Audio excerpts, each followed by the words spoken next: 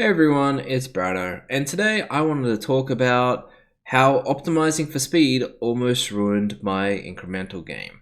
So, I've been making this game, Your Party Died Again, for quite a while, and during the beginning, I was getting a lot of complaints about how the game was very slow at the start, and a common request I got was to add a speed bar.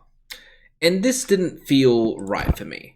So, the way this game works is that you have a party of heroes and you have abilities to use.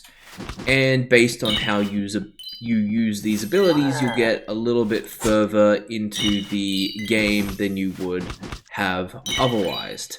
So, I just used the strike ability right there to take out a enemy orc with bloodlust. And so now I'm just gonna cope through it just a tiny bit longer. And I will have this health potion ready just right as it gets a little bit low HP. There we go. And then I'm going to save this strike ability right here for the orc. And the reason I've done it this way is that I made this game so I could actually feel like the strategic choices I make matter. And then as you get more powerful via the skill tree, your decisions will change based on how powerful your characters are. So I may have to use a strike on some enemies at the beginning, but later on I may need to change where I save the strikes.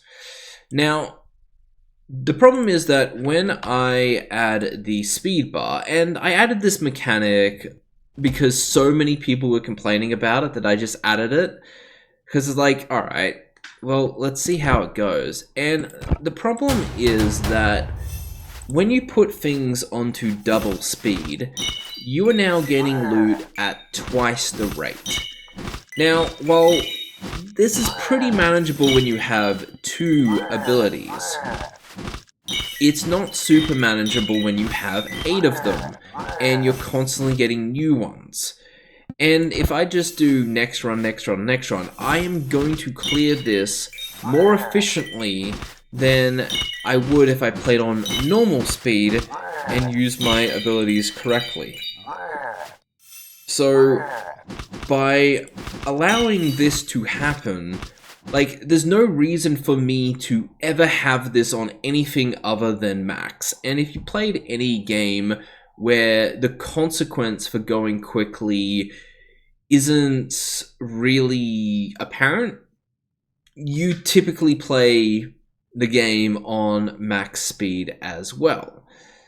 And yeah, if you play on max speed, it completely nullifies the need to do this at all. So that's why I removed this from the from the game, so the player would have to play this at normal speed and actually engage with the abilities if they wanted to optimize how they play the game. Now, in terms of dealing with the initial complaint about the game starting off very slow, the main thing I did was make it so that this section is significantly quicker than it once was. So if I go into the skill tree right here, let's just load it. Alright, cool. So I've got the healer ones at the moment.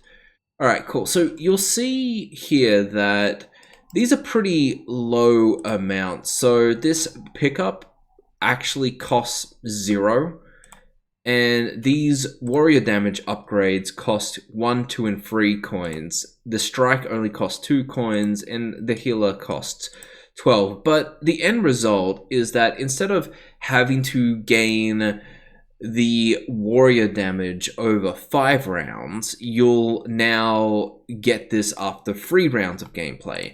You'll get the strike ability after 2 rounds of gameplay, and you'll get the healer after 4 rounds of gameplay. So you get to experience more of the core mechanics more quickly. And that basically got rid of the game is too slow at the beginning complaints. Not completely. There are still some people who will quit the game after 30 seconds, but I think they're just not in the mood for this game.